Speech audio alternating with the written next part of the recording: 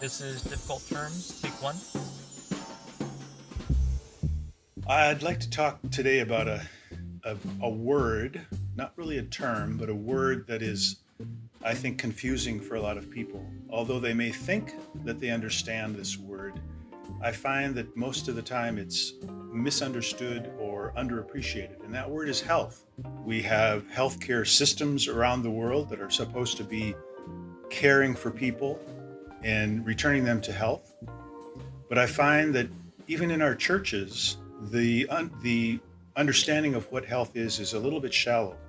The majority of time when we talk about health in our context in the church or wherever it might be, it's always about physical things. I need a hip replacement, or I have diabetes, or I'm struggling with high blood pressure. It's most commonly centered around our physical well-being.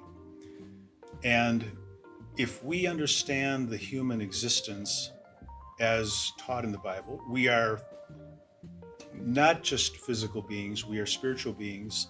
And so we talk about the mind, body, spirit of a person. It's an integrated whole. And I speak mostly from my Western education. We don't tend to treat people as a whole. So in the Western systems, I think, for the most part, we are reductionistic.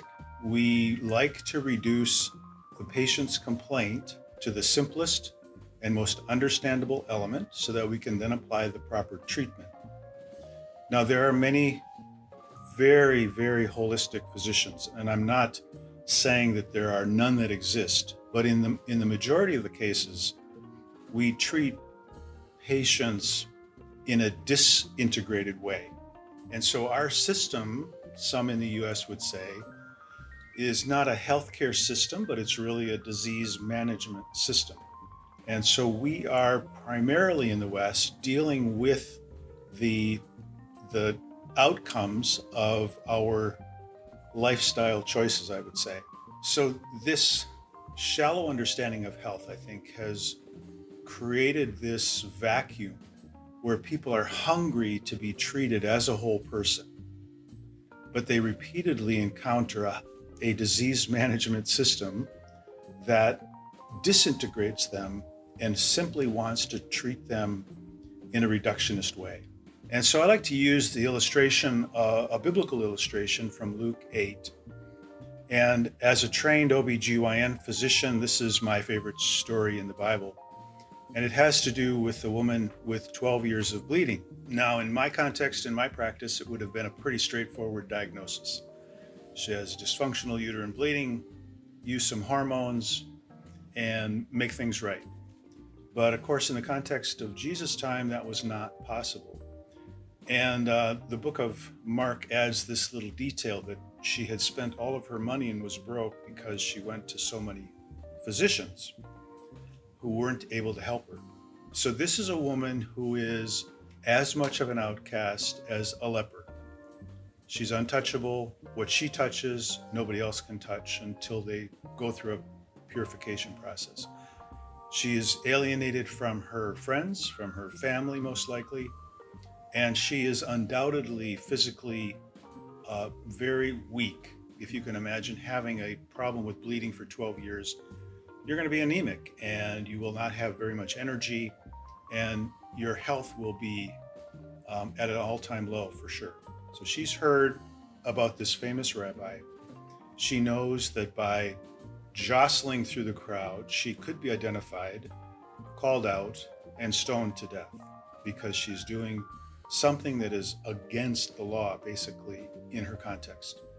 But she does it anyway. She has the bravery or the courage to make that journey. She touches the hem of his cloak and she knows that she's healed.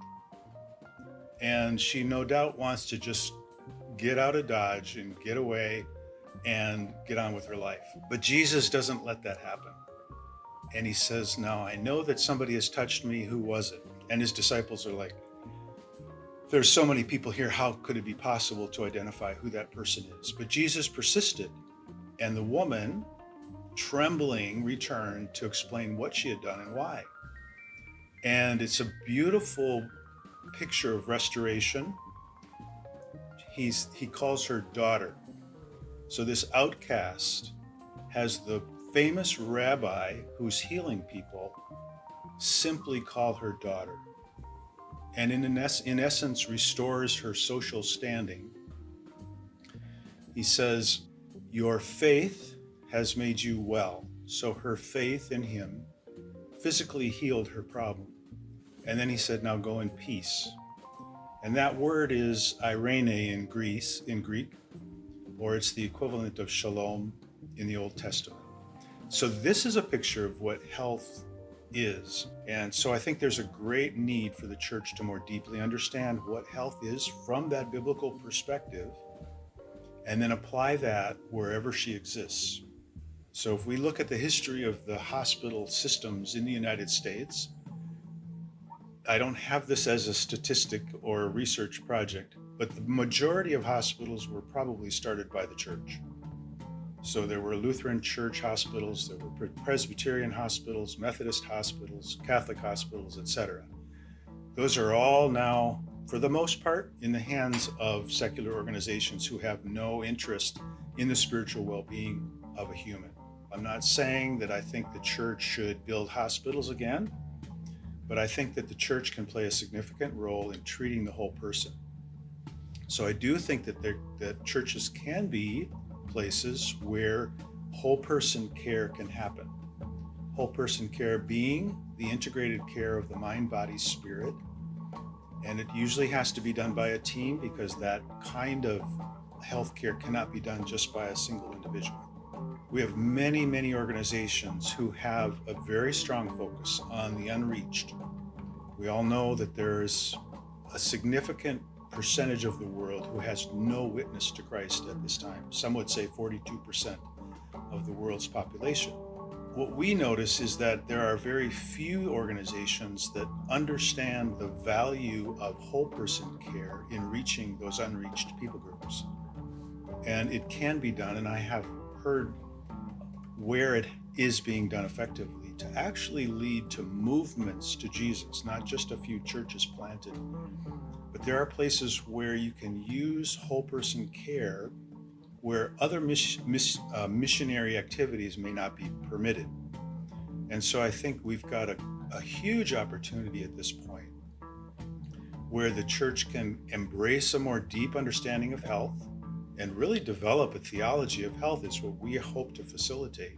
And then as that is appreciated deeper and deeper in the church, I hope and I pray that the application of that at the frontiers of mission, where Jesus is not yet known, becomes more of a reality. Now, some agencies, some of the large agencies have many people in the field who are healthcare professionals, running hospitals, running clinics, doing disaster relief, doing great work. I'm not saying that should stop, but I do think we have an opportunity to even expand our outreach even further. But we really have to understand that the problem that we're trying to overcome is very complex.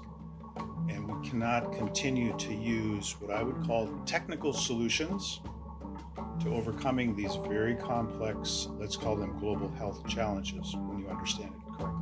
So that's what I would say. That's my encouragement to the church. My admonition is let's go deeper with health, what it means, and then see how that applies in our communities and in those places where Jesus is not yet known.